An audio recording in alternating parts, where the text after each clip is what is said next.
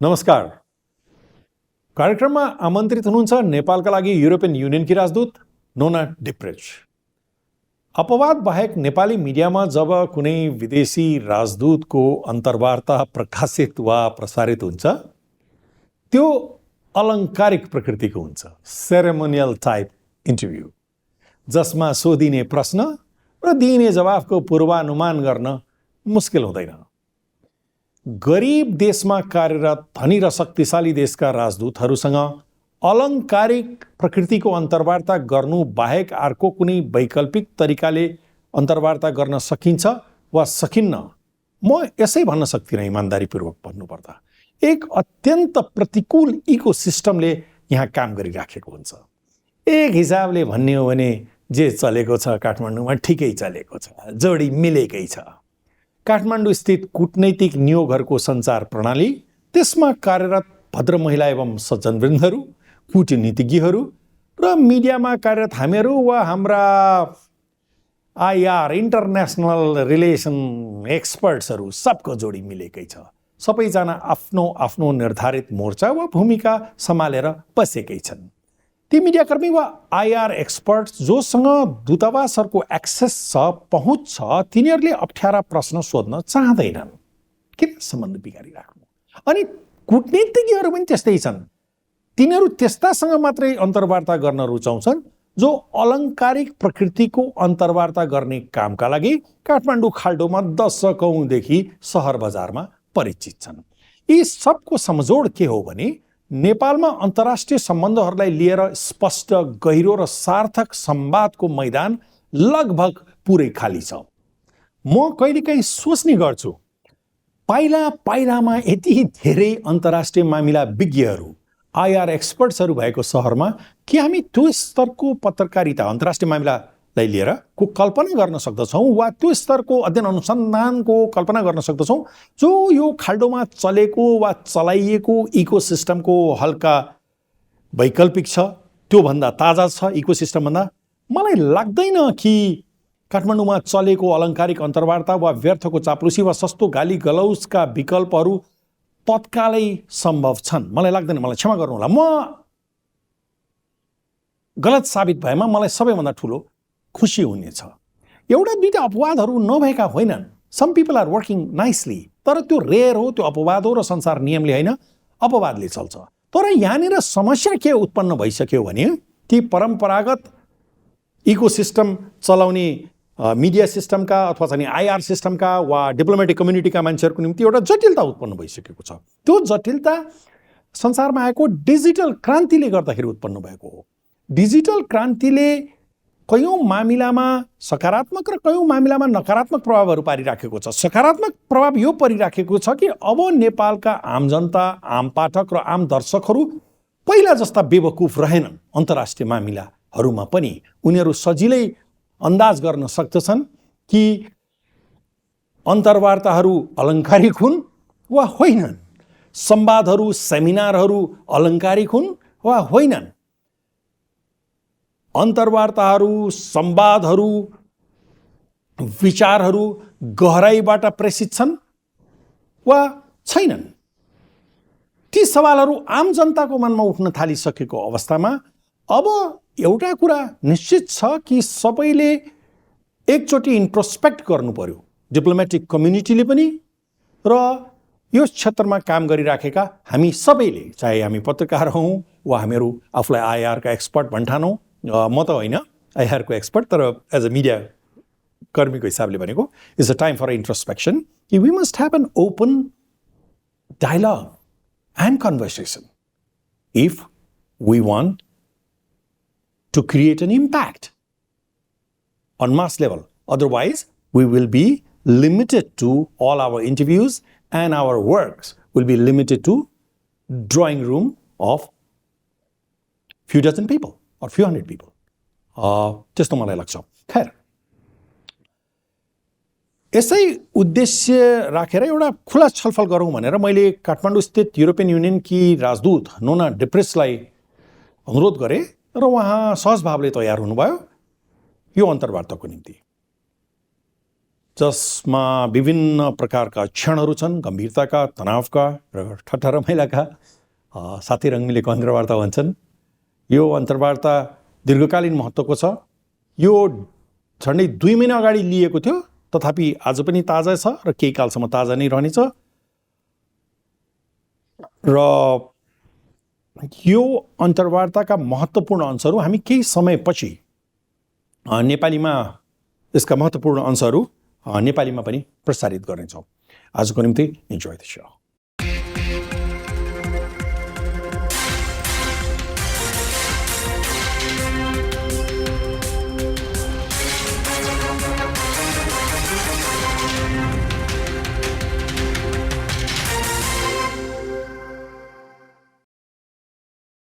Bozu, ambassador, what do you call if a lady is an ambassador in French? So some people would say Madame l'ambassadrice. Madame ambassadrice, Bozu. Bonjour Vijay. Madame ambassadrice is a feminine, right? Yes, of l'ambassadeur, Monsieur l'ambassadeur. Is it mandatory to call somebody Madame ambassadrice, or Madame ambassador would also be okay? Both are okay, depending on how modern or gender equal you want to be. If we are gender equal, then I would call you Madame ambassadrice. Yes, I would go with that, even though maybe some people would say it's not the official noun. It's more feminine, right? Yes. I somehow believe that feminine energy is superior to masculine energy. But I don't believe that women are superior to men, neither men are superior to women. They are separate. Do you agree with this definition, or am I talking like a stupid? I think I can personally concur with that vision. Men and women are different, but men and women should have same opportunities and should also equally contribute in society. Yeah, men and women are neither equal nor unequal, right? Mm-hmm. Yeah, they're not the same. And about the energy, this is very personal. I would also agree with you. The two energies, masculine energy and the feminine energy. And there is a woman inside every man and there is a man inside every woman, I think, right? Absolutely. And that is also what makes the strength of a human being, is when you acknowledge both sides. What do you think about the women who try to prove that they are superior to men? There are women that try to prove they are superior. I don't know them. I think women mostly try to prove to men that they should also be considered as an human being to the same level and to the same extent as a man. Yeah, equal partner. Equal, yes. Some men also want to prove that. Yeah, some men also want to prove that they are superior to women. I think both of these are extremes, Some men also want to prove that women are also equal partner to men. But as time is passing by, men and women are learning more about each other, or they are learning less and less about each other? Oh, I would hope they are learning more about each other. There is more contact between men and women. There is more equality. Even though you say they're not equal, we tend towards more to the same opportunities and the same contributions, the same duties and obligations for men and women in society. Just because men and women have more contact with each other, does it necessarily mean that their understanding is also increasing? Contact is not sufficient, yeah. I think people should listen to each other, of course, and should actively listen, should hear each other out, and should also be open to understand the partner. Yeah, listening with openness and compassion, right? It's for everything. Yeah, if I listen to you or if I answer you with a sense of competition, I don't think that it will lead anywhere, Well, it will lead either to more competition or maybe I will take the view of compassion and I will remain calm, even in the face of competition. Madam, can you name one country in the world that has achieved gender equality. None has achieved it. So I think we still have to work in every country in the world to achieve gender equality, and in those which are very close, some are even experiencing backlashes, like we are currently experiencing in Europe. Backlashes against gender equality because of conservatism, yes, because of crisis due to the COVID, because of different factors, yes. So I still think we have to work on gender equality everywhere in the world. And this is not just for the sake of women, in the interest of women. This is in the interest of the entire society, because you need a whole of society approach to recover.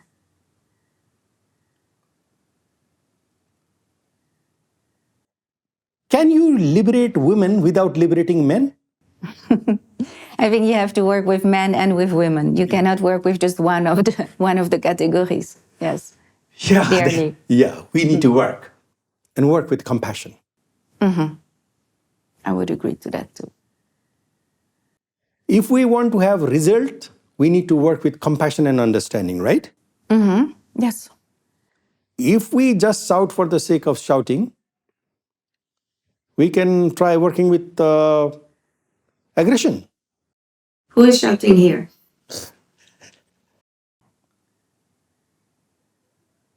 We need to understand the country if we want to achieve results. We need to work with the country if we want to achieve results.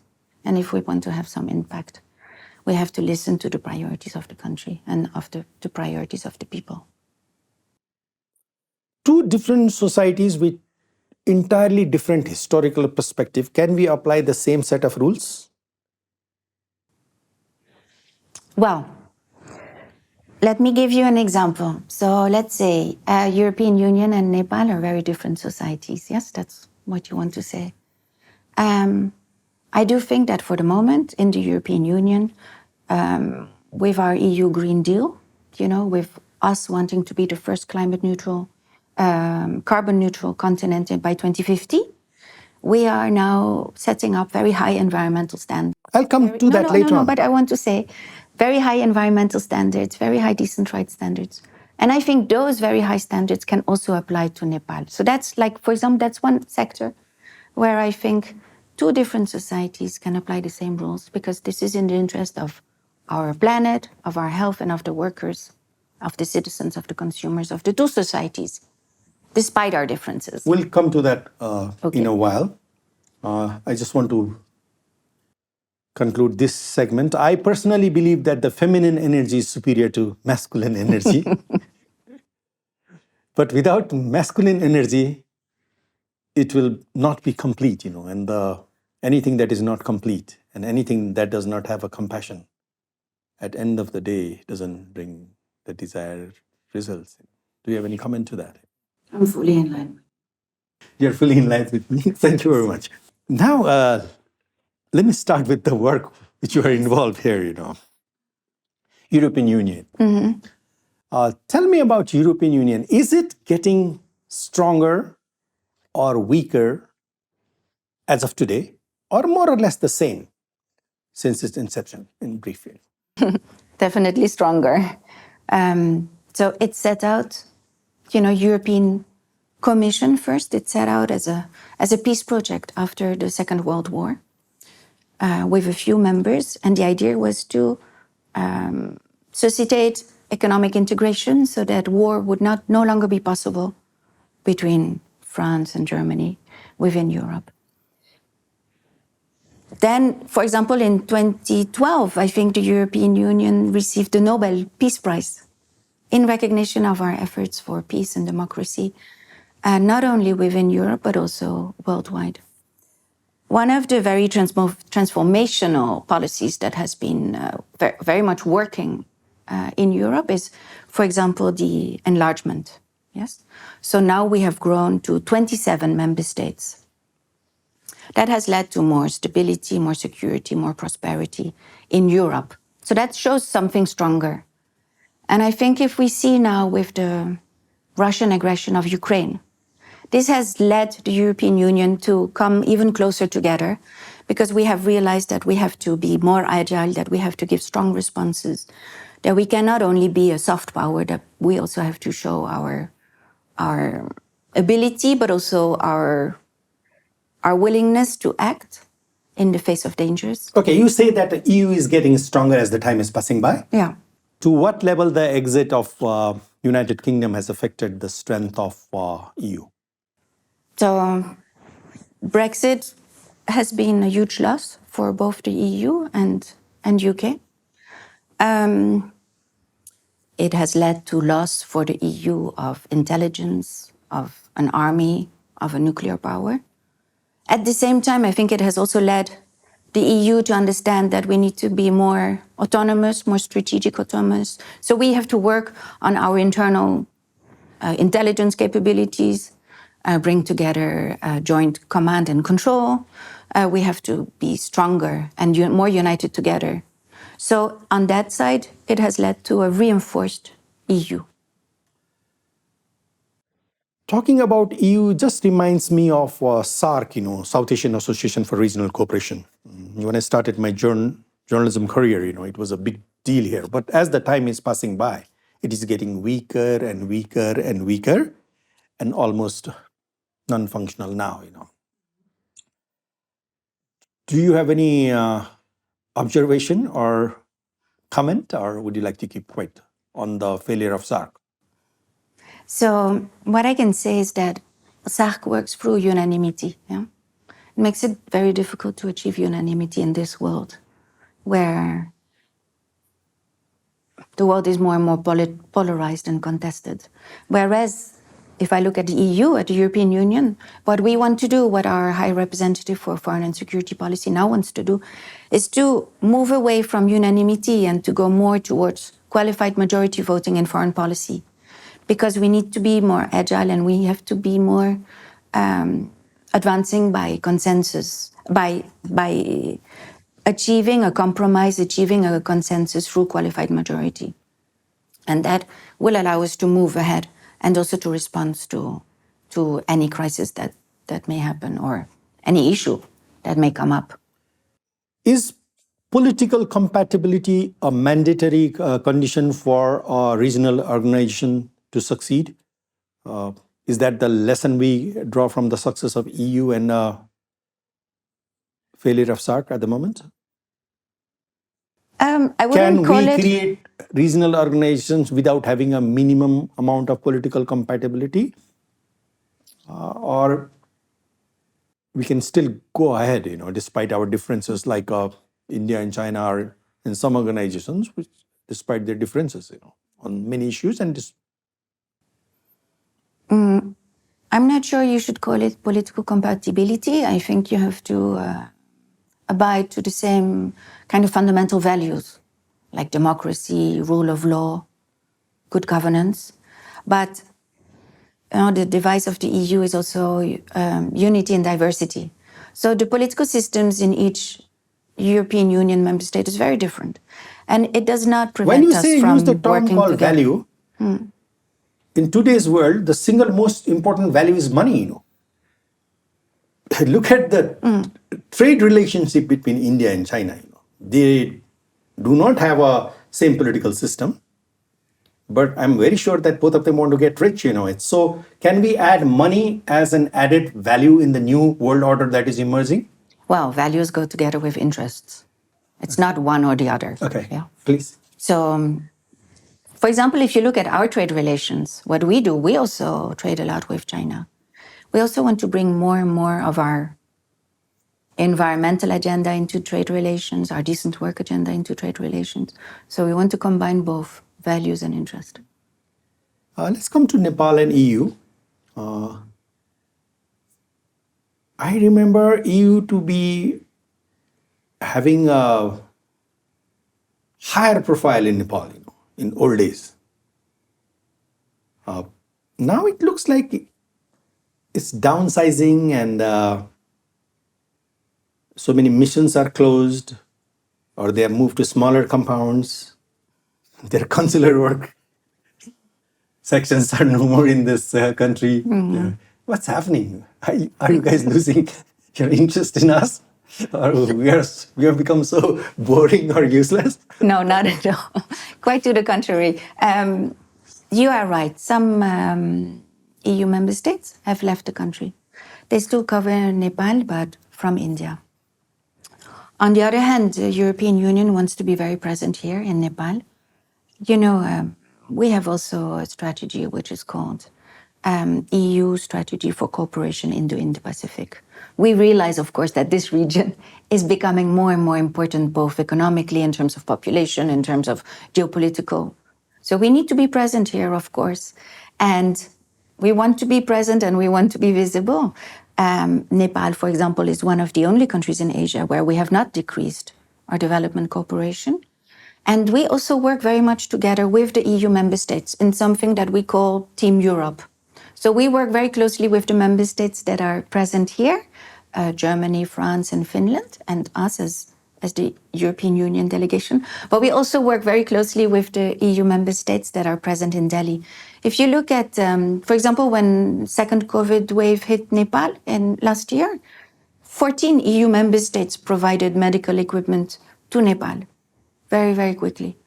So I think that shows still the close links between Nepal and European Union. When you talk about a member states increasing their interest here, when the panchayat system was here, when the voice of democracy was desperately looking for international help, we remember the people like Willy Brandt or and even later on till 1990, the Germans in Kathmandu or some of the Scandinavians in Kathmandu were very, very active in raising their voice or concerns. But somehow it is felt that the voice of Europeans is not counted. I'm talking from the corridors of the powers, what the people tell me, as it used to be in the good old time. Do I make some sense to you? Yes. I think maybe the issue is that the European Union is taken for granted here in Nepal because we are a long-standing and trustworthy partner of Nepal. We have been present for a long time. We not only provide development cooperation, but we also have very strong trade and investment relations. But I believe still our presence here is valuable to Nepali society, to the government. We can still have a role to play here, of course, to support Nepal's development and to work together, in multilateral arena, to work together as promoters of international rules-based order. Nepal has three neighbors, This is a partly joke and partly reality. I would like to have your comment. Nepal has three neighbors, two land neighbors, and another is a sky neighbor, that is USA. There is a section in society that believes that the Europeans are an auxiliary company of America in Nepal, So there's no need to listen to them as an independent voice. It's a buy one, get one free. Do you have any comment on that? Yes, I have a comment. So I think, transatlantic relations between European Union and the United States of America are very important, and they're very close. And with the Biden administration, we have opened a new chapter in our relations. So I think we work together on many, many issues, but we can also have disagreements, and then we discuss these as friends. The European Union, for example, has its own strategy on China. We don't have the same strategy as the EU. We have our own views. We can have the same views, but we also have our own views. So we don't always, we're very often on the same wavelength, but not always. So we are two separate entities that work together very well as friends too. But we can also disagree as friends do too. Similar, not same, right? In that case. Yes, absolutely. I mean, if you look at our cooperation strategy with China, we look at it, it's very multifaceted. And it's our own, of course, because we have our own trade relations with China, our own investment relations, our own cooperation in terms of climate change. But vis-a-vis Nepal, you are more or less on the same bogey? Vis-à-vis Nepal, the EU here, what we do is we want to work with Nepal on climate action. We have signed up to the Nepal government agenda for green, resilient, inclusive development. So has the US. So yes, for example, that is a very important agenda for us. So on that agenda, we work together. We also work together on human capital development in terms of education, in terms of nutrition. There are many issues, yes, where we work together. Now, for example, in the face of Russian aggression to Ukraine, we also have the same position. So we also work with Nepal on denouncing Russian aggression of Ukraine, together with the US and with many other partners, with Japan, with Korea, with Australia. Do you feel with India and China's rise as probably the most significant countries of the 21st century, not only in this part of the world, importance of Nepal is increasing, and this is the cheapest place you can keep eye on India and China? We have European Union delegations both in China and in India, which are very big, which are very important. Okay. So no, I am not meant to keep an eye on India and China from Nepal. We are in Nepal because of Nepal in its own right, yes. Do you feel that EU's profile in Nepal is proportionate to its history, cooperation history, and the contacts with Nepalese, or it will change in days to come, or? I think we still have a long way to go to raise awareness on what the European Union stands for and what the European Union does in Nepal, here in Nepal, yes. I think you're right in that way. My colleagues and I were trying to work on that also with the Nepali. I think, it's not because Nepal is geographically very far away from EU that Nepal is not an important partner for the EU. I think maybe Nepal thinks that. I think it's still very important to work together, even more now in this contested world. So maybe our profile is not so great. Compared to India and China, of course. I think that is very clear. And the US is also a very important partner of Nepal. So I would hope that the EU stands in its own right in its relations with Nepal, and that we can also, reach out to more people, to more Nepali people, so that they know what the EU does here, why we do it, why we're here. You have been in the business since so long. Do you feel the changes that have taken place in international diplomacy, how nations behave, what are the guiding interests of the nations? In good old time, it would be just the red book or the blue book or the yellow book, whichever it is. Now it's what's in for me, how much I'm getting it, what I'm getting it, right? So what kind of changes that you have noticed in international relationship? That's the issue. I think this is really this what economists call this free riders dilemma. No, I think we know that we need to work together to solve the issues of today. If we look at climate change, if we look at pandemics or at tax evasion, but every nation thinks, okay, let the others start, and I'll come in later. Yeah, this free riders dilemma. And I think what we've seen is that we can only get out of a pandemic, for example, if we work on it together. So this is what people have called rules-based multilateral order, multilateralism. This is where we always say the EU supports multilateralism. But in reality, it's because this is what we need now. We need also to be able to provide good quality, common, global public goods, the health of the planet, things like that. For that, we need to do it together. But the issue is that now we are seeing more and more nationalism rise. I think it's normal also because, of course, national politicians, they are elected in national elections. But this is why we advocate so strongly for multilateralism with the United Nations at its core, and that we want to work with partners like Nepal on this, because we cannot we cannot face these issues, all of these big issues, on our own. Not just on your own, but on the basis of blocks also. There are, say, Yeah. for example, India-China relationship. There are certain areas they have serious differences, and there are certain areas they are cooperating. So the point I was trying to make with you was probably we are entering a new era in international diplomacy where there are no cut and dry, flat rules that this country belongs to that bloc or this bloc, and nobody should take anybody for granted without seeing what I'm getting it. What is the check coming? Yeah, this, I agree with you. I think relations are more and more multifaceted. So this is what I was wanting to say about EU and China, for example. So we work together on climate change. We have a lot of trade and investment relations, but we also consider China as an economic competitor and also as a systemic rival. So we don't work with China on all subjects. We denounce also human rights issues in China.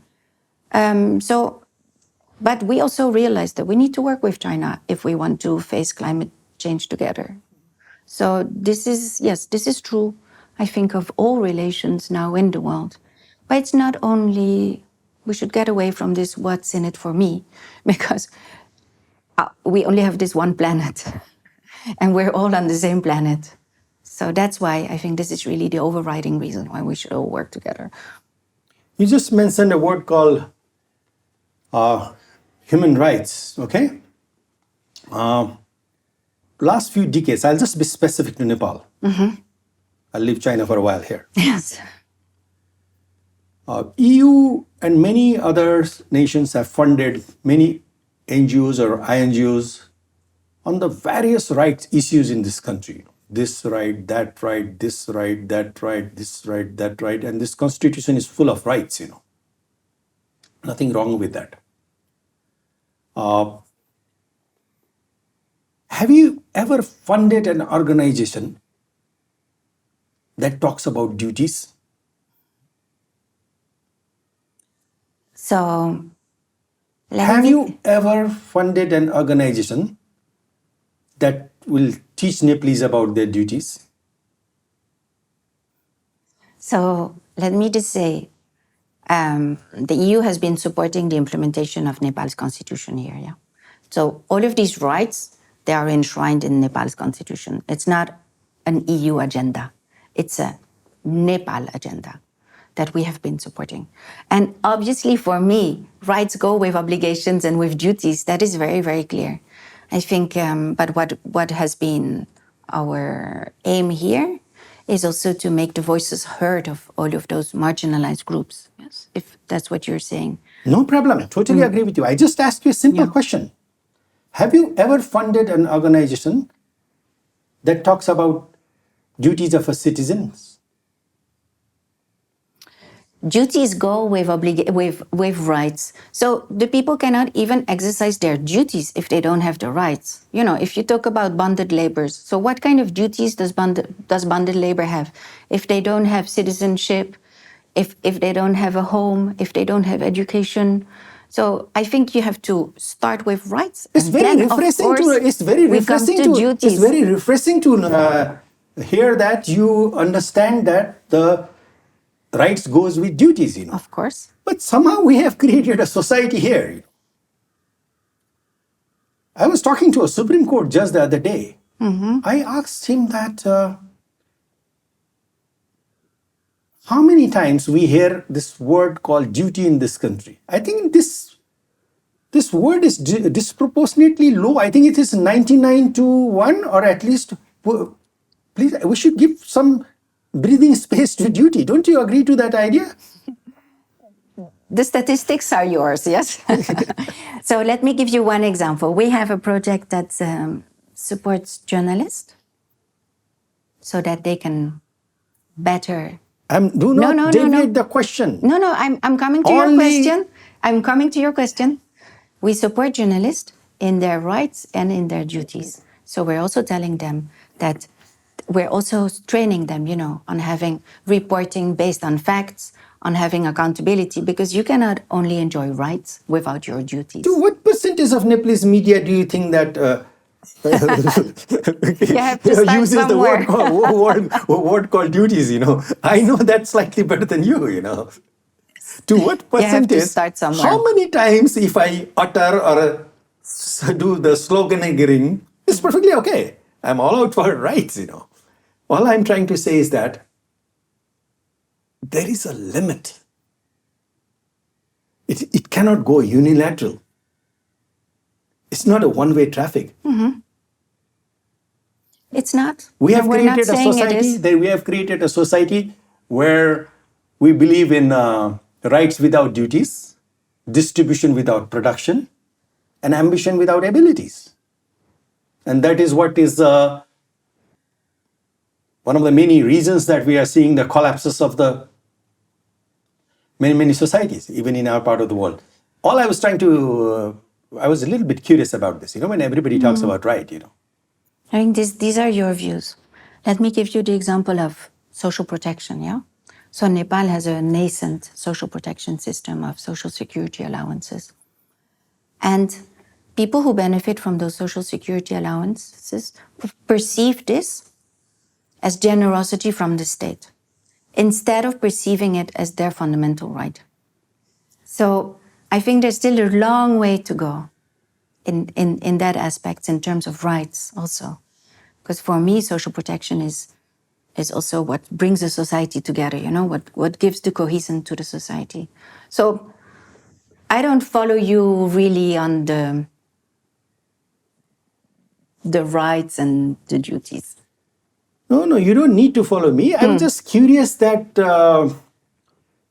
when I say right 100 times, I should not shy away from saying duty at least 20 times. Agreed. Agreed? Agreed. So far, so good.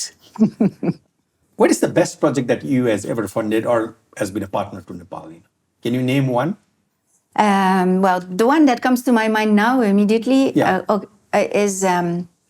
is a very long-standing project of 20 years funded by the Finnish colleagues and also by the EU, which provides water to households in Karnali and Surupachim province.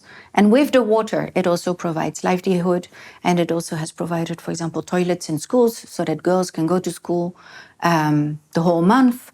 And at the same time, the tendering has been done by the municipalities in all accountability and transparency, so it has led also to better governance. So that is one, I would say, really wonderful project. And then I can give you a second example that has not yet reached any results, but we are working also with Nepali youth to increase their voices and to make their voices also more heard. And yesterday we had a meeting of the youth sounding board that we have just brought together with youth from Madhya province, from Surupachim and for Karnali, so that they can also give us their views on what we do, EU, here in Nepal.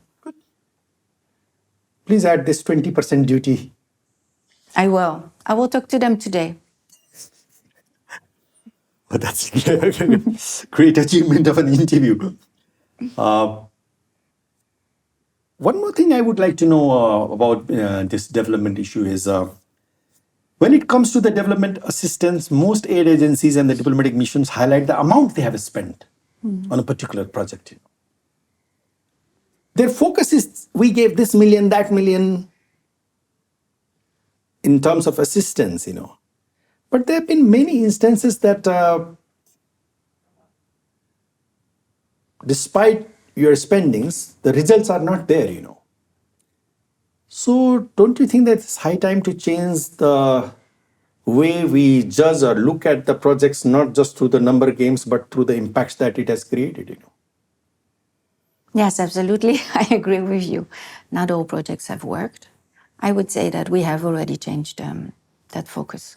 The European Union in particular, we believe very much into working through country systems.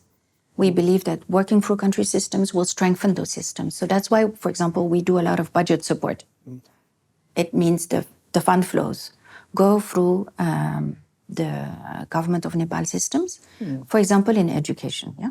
So then we have results indicators in education, which have been agreed with government of Nepal and with other partners. So like number of children in school or education outcomes, training of teachers. So that really looks at the results and at the impact. And if those results are met, then we disperse. So I think that is a very efficient way of looking at results. Yeah, I think that there needs to be a paradigm shift in the way we look at a project or an assistant, not just through the amount, but also through the results. It's not just something that I'm complaining with you, or maybe with the finance ministry or the planning commission vice chairman. I will. I think there are very few donors now that look at amounts, but really at results. If you look, for example, at the nutrition indicators, they have not really increased. So that is why we keep on supporting that sector, although the results have not been achieved yet, yes? And then I think you also need to make a difference between grants and loans. Grants are a donation. Loans, you need to reimburse. But in both cases, you need to achieve results for the development of Nepal and its people. Spending without results, does it make sense? No, this is EU taxpayers' money. We cannot afford that. I am accountable to EU taxpayers. So, no, of course not. That's not our purpose here in Nepal, no. Although, yes, there are projects that do not achieve the results, yes. Sometimes we also take a risk. Sometimes it's also not sure that results will be achieved, yes? This happens when we all the time talk about rights and not take duties seriously in all walks of life, In recent times, we have noticed that you have been propagating this green growth. Can you please share something about us? You are so passionate about it, the way... I am, because it's the only way forward.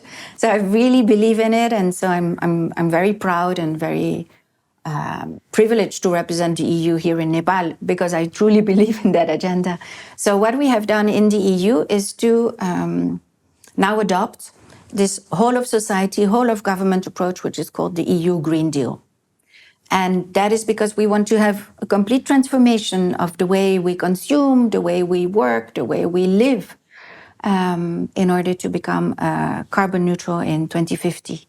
So this is about, using less pesticides, using less fertilizers, protecting more area, protecting biodiversity, using more circular economy, having, reuse, recycle, reduce also.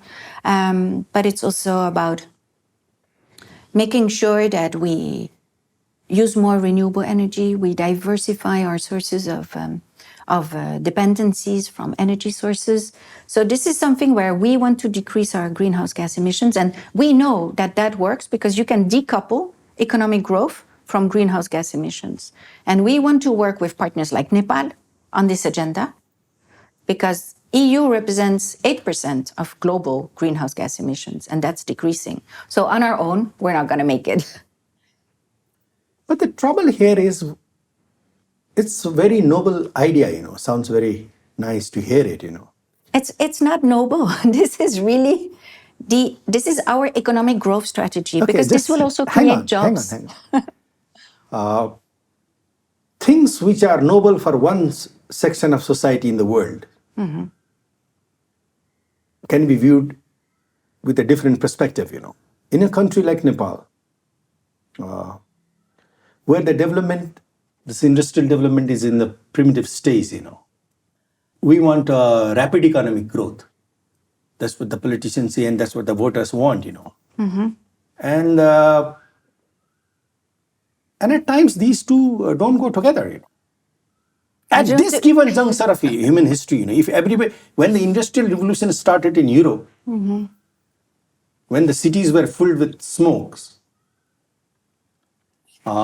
things were different those days, With the ease you can talk about it, being a European, it's slightly difficult for me to understand it at this given juncture. While fully understanding... I don't agree with you, no. Yeah. I think, what Nepal should do, and other countries also, is to learn from the mistakes that we have made. and to let go of that stage of consumerism and to immediately leapfrog to the other stage of circular economy, of using quality goods, of providing good public common goods to the people. So it is absolutely possible to have robust economic growth and to decrease greenhouse gas emissions and to create jobs and to create prosperity. So that is what the example of the European Union has shown. And this is what we are working on with government of Nepal, with private sector in Nepal, on this green, resilient, inclusive development agenda grid. I agree what you are saying more or less, but the world looks so different if my stomach is full, and it looks so different when I'm empty stomach. This is the same it's also working on food systems. So, of course, now there is also more food insecurity because of this war in Ukraine. But the EU also works on providing more sustainable food systems. I think, if in Nepal you can also be less dependent on food imports, but you could grow more food here. It's far more and easier grow for more a rich healthy man to be food. far-sighted than somebody who needs to eat in the evening, or in But the this morning. is not being far-sighted. If we don't act in the coming 10 years, it will be too late. Do you think that the countries like China and India can, follow the same model of industrial elimination that you guys are talking right now They are after so already many doing years it. of industrial evolution? Absolutely. Both India and China have also adopted nationally determined contributions, which are important climate ambitions. If you look at China, they also have set up now an emission trading scheme along the same model as the European Union. They have also realized that their citizens are not happy with the smog in their cities and with the polluted rivers. So yes, they know that this is needed. This is needed also because consumers are becoming more powerful. And citizens are becoming more powerful actors concerned about their health.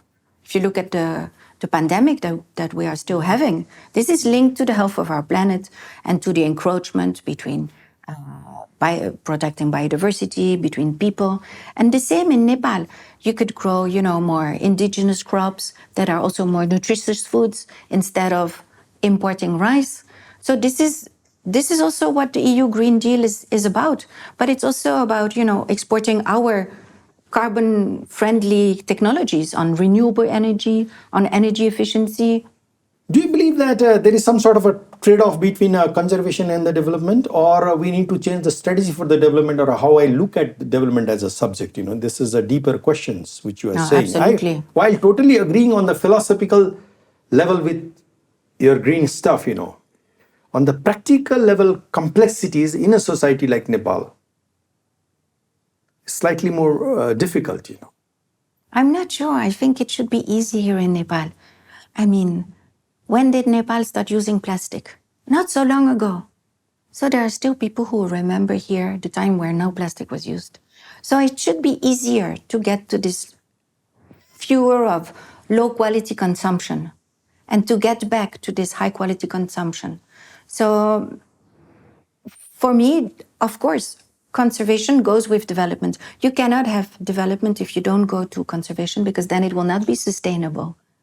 Nepalese society, our development and our this environmental conservation projects, all of these things have come all of a sudden in our head, So we are having a difficult time to understand what is good for us and what is bad for us, And you had a ball of a time after Industrial Revolution. Now you are saying that we don't need it, Probably let us also go through the same thing. Make the same mistakes. That would be just such a pity. Of course, that you are right in that having a transition to a green economy, there will be losers and winners. And you have to make sure that you get the losers on board and you don't leave them behind. So for that, we have also realized that it has to be a very just transition, that you need to make sure that you also protect the poor people for whom it will be more difficult to adapt, yes? And the same is true here in Nepal. So when now, with hydroelectricity coming up, yes, Nepal is trying to increase internal consumption of electricity instead of biomass, instead of wood.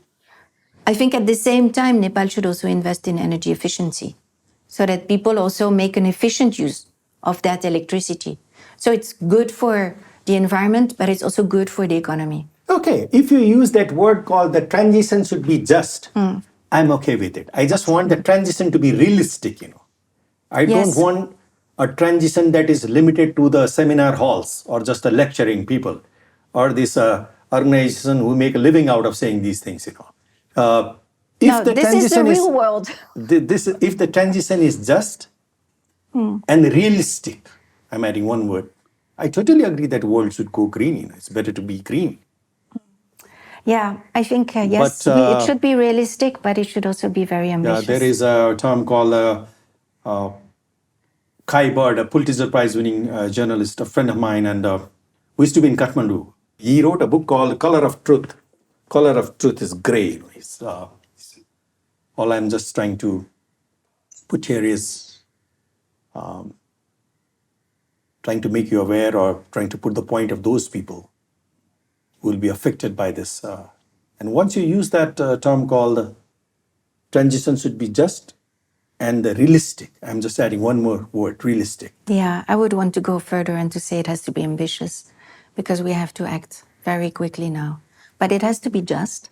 And it also has to be just for it to be sustainable because if you don't bring everyone along, you will have more and more inequalities and that will fuel conflict. Yeah. So it's And also it should just be not actable. sustainable. Actable.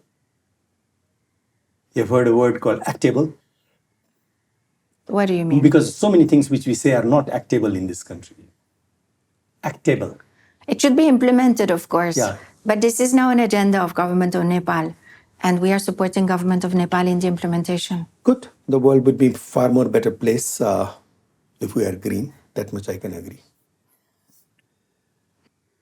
I was in a dinner party with about 1 month back with some industrialists here, some travel sector people here, All the time they ask one question about EU in this country.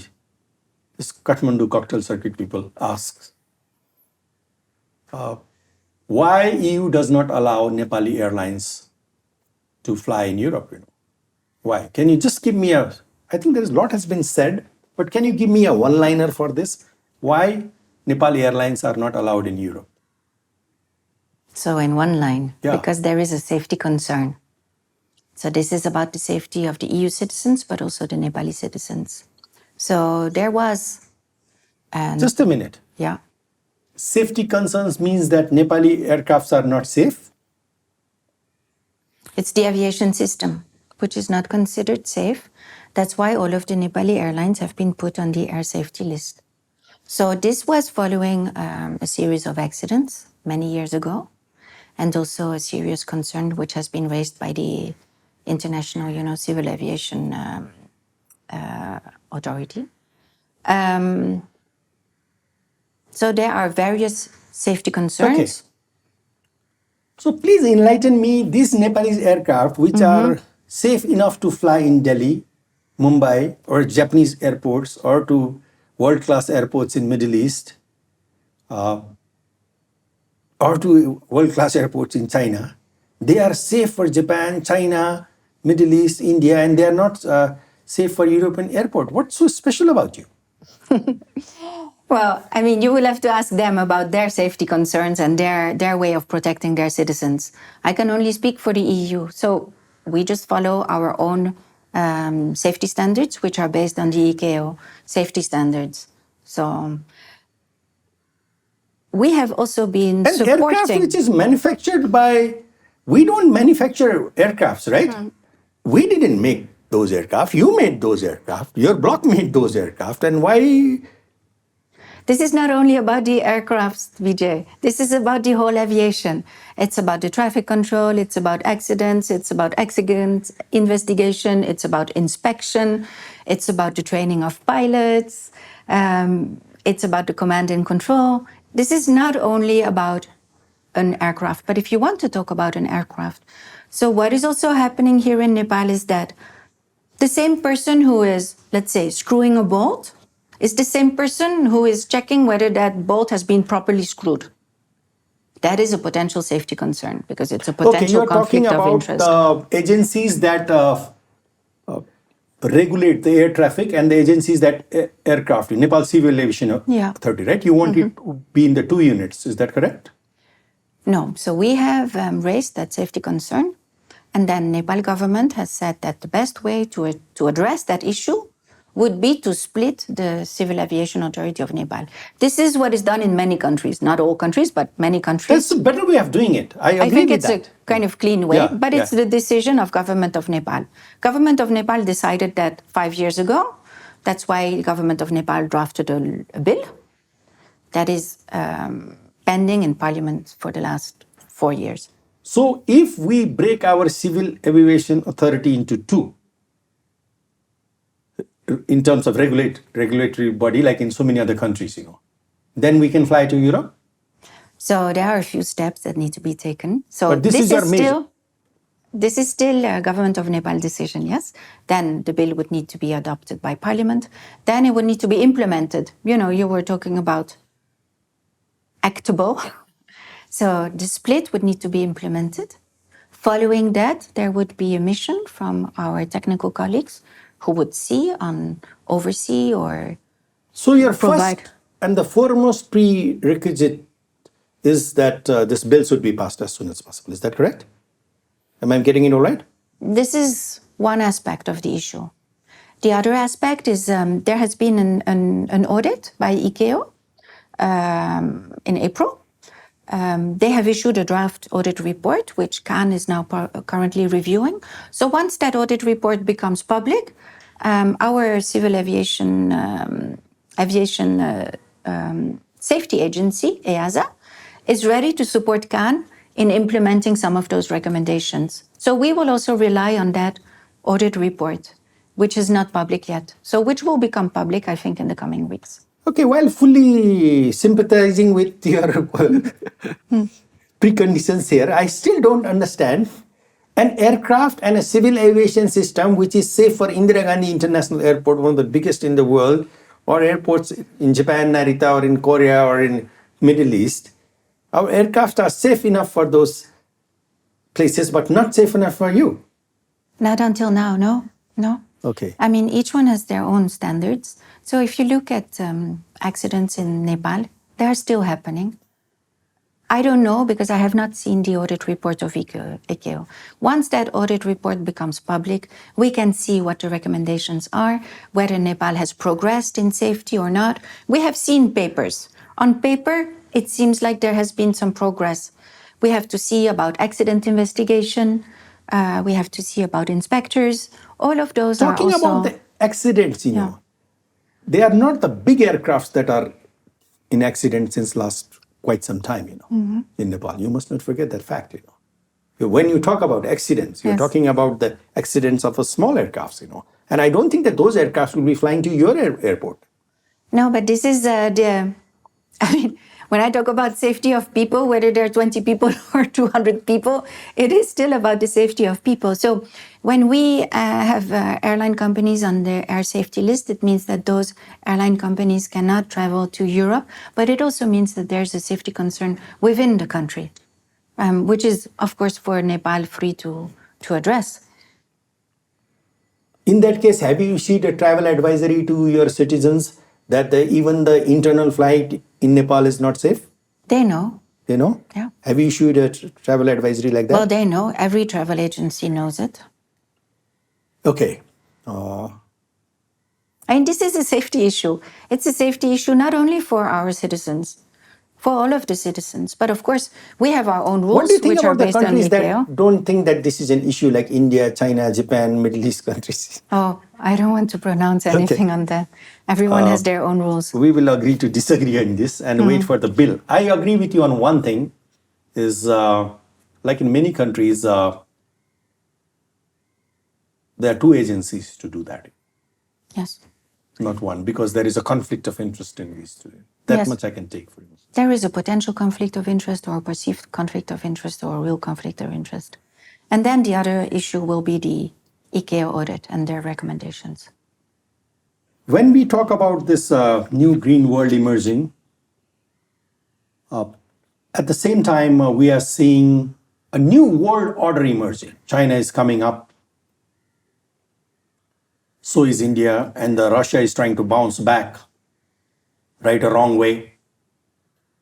Now, can you talk about a new green world with so much of a tension between USA and China in Taiwan, or what we are seeing in Europe between Russia and the Europeans, and Chinese pulling out of this green talk with the Americans, So, can we solve the problems, or can we enter an era which are beyond the boundaries, like green world, while increasing bilateral or the multilateral problem between the nations or the blocs?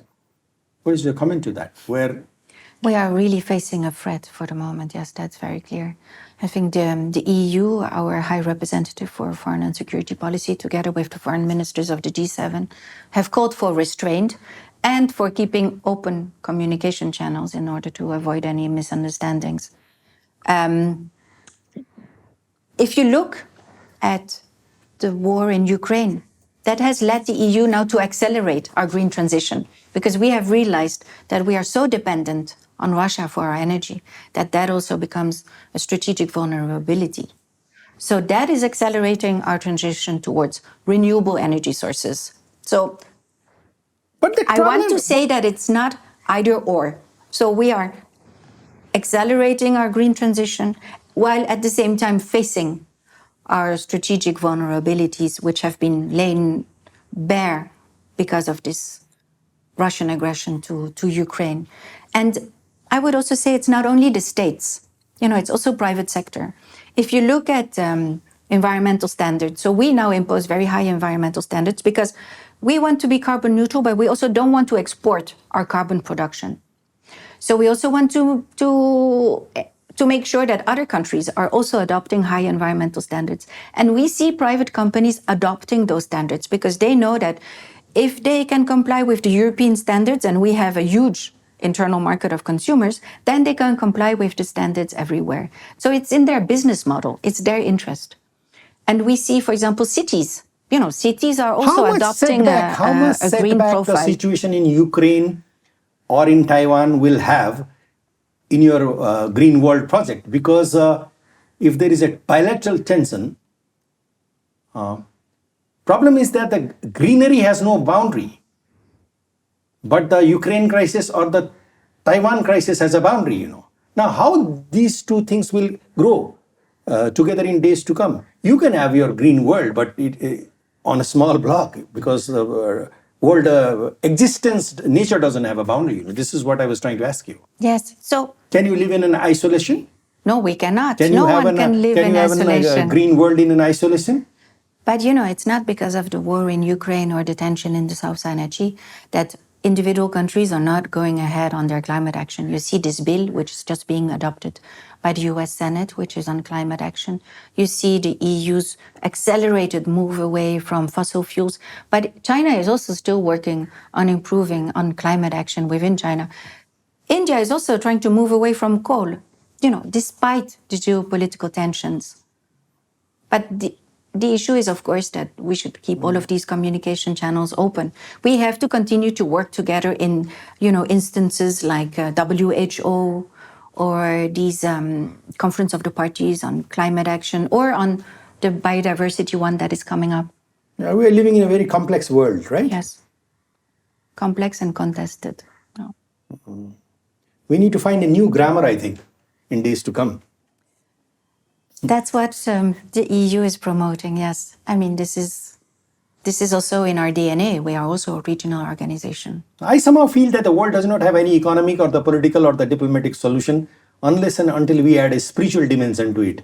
If you don't like to use the word called spiritual, you can use the word called humanistic dimension to it. Do you agree to that? This world does not have any political or the economic or the diplomatic solution as such, if we really go deep into it, Well, I think for me, it has to be holistic, no? It has to have all of the aspects of society and all of the aspects of the world. I think maybe what you have realized here in these parts of the world on spirituality, we have understood also now through science that we need to make sure that this planet is healthy for the health of our people. So I think it is coming together, yes. What are the areas that you would like the cooperation between Nepal and EU to grow in days to come? So Or the new areas that you have not touched in past? there are not that many new areas. So we continue to work on this green, resilient, inclusive development.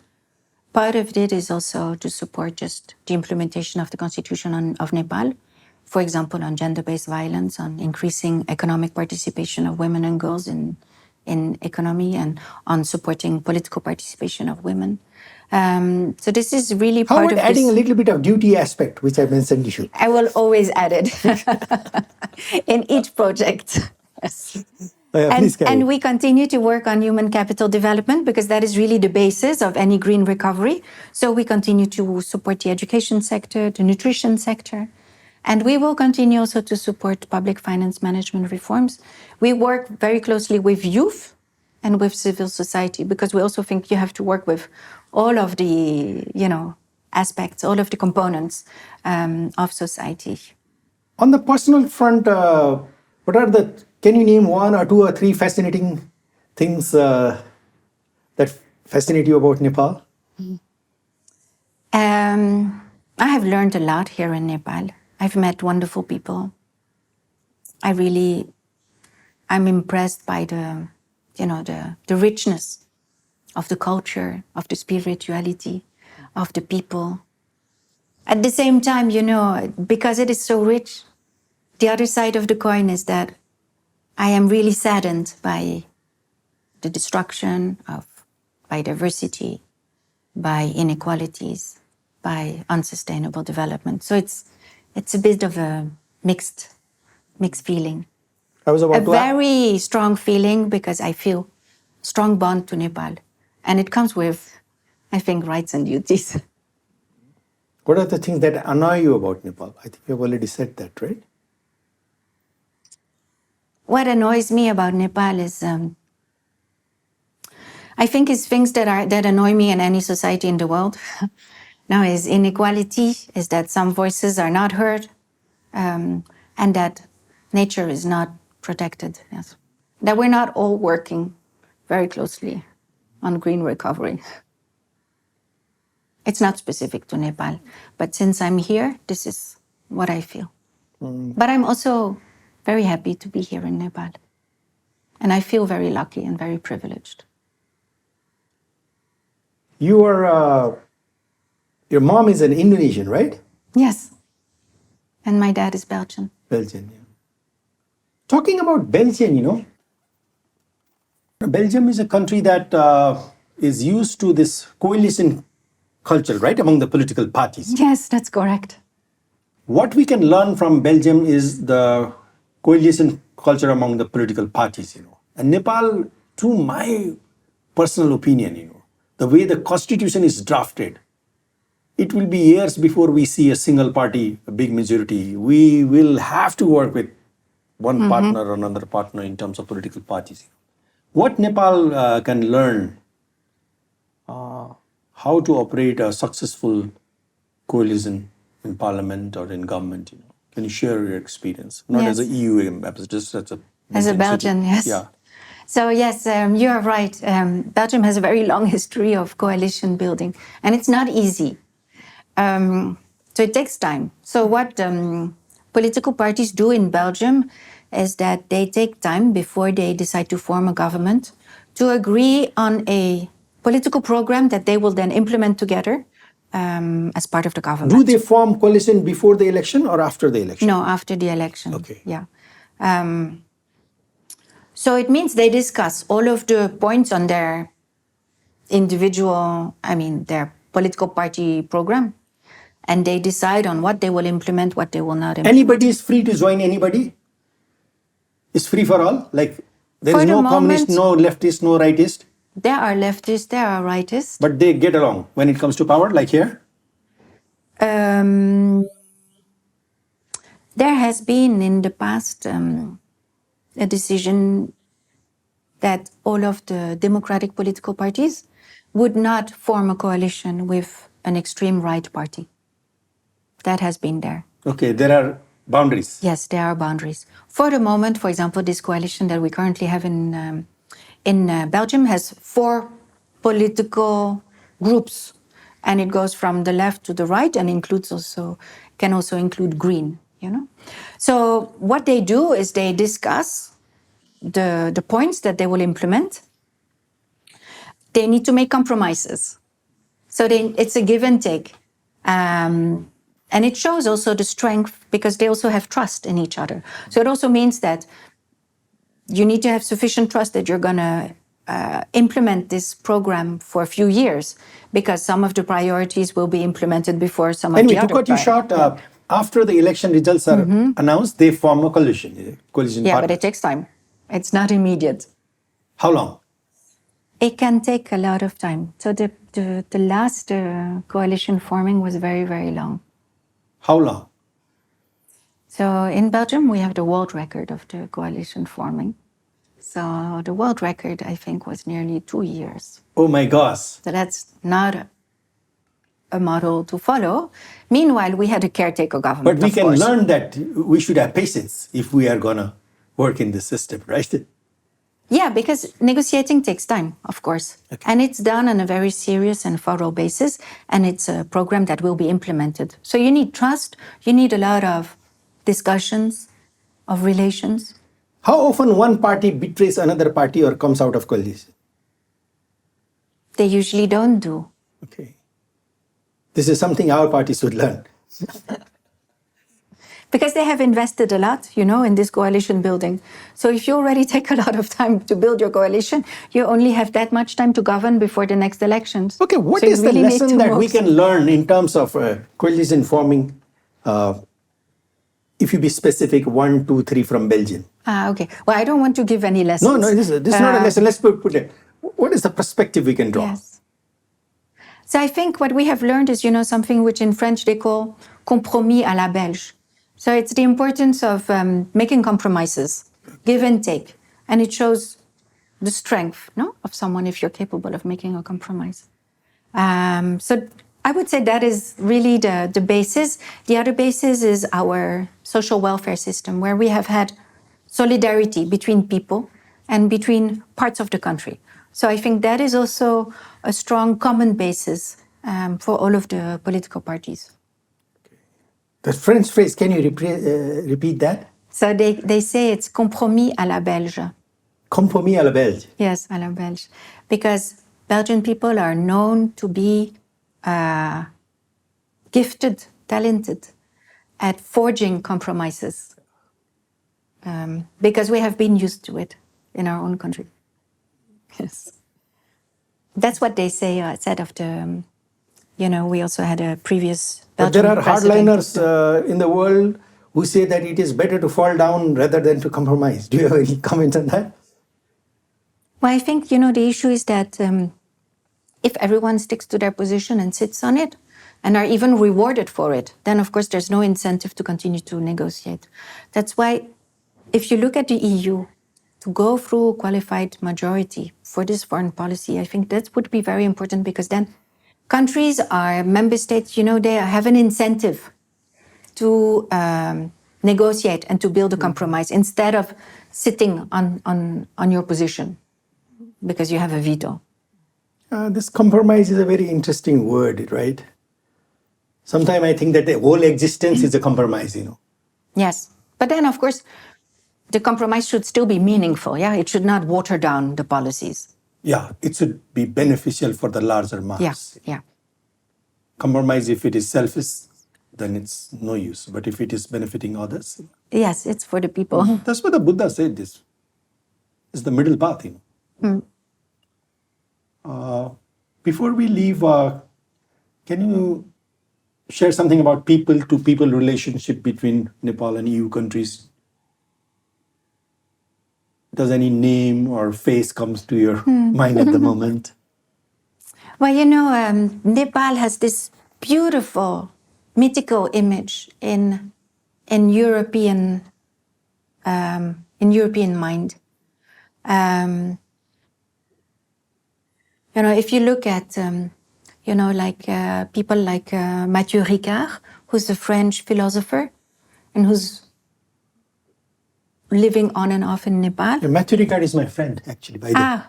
So, if you look at, he is a very well-known figure in Europe. He also brings Nepal, for example, or Nepal's spirituality closer to Europe. That's one thing. Then we have this, our major success program is Erasmus. Erasmus is student exchange. We used to have it only within the EU, and now we have it worldwide. So just a few days ago, we had a meeting with 60 Nepali students who are now going to study in European Union member states. I think those are very meaningful exchanges. They will learn so much. They will have a lot of adventure. They will come back to Nepal with a mind full of, European culture, European exchanges, international exchanges. So that will be to the benefit of EU and Nepal. Anything else that you would like to add? Well, I want to thank you for this opportunity. It's been really wonderful to talk to you. It's wonderful to talk to you too. I just got up from COVID, You're feeling better? Yeah. I'm negative since last week and a little bit tired. Maybe good for the interview that I could not shout at you. I'm happy you didn't shout at me. Yes. And I would not have shouted back. I know, that much I can see. Maybe God wanted it this way today, And merci beaucoup. Wonderful. Merci à vous, Au revoir. PJ. Au revoir.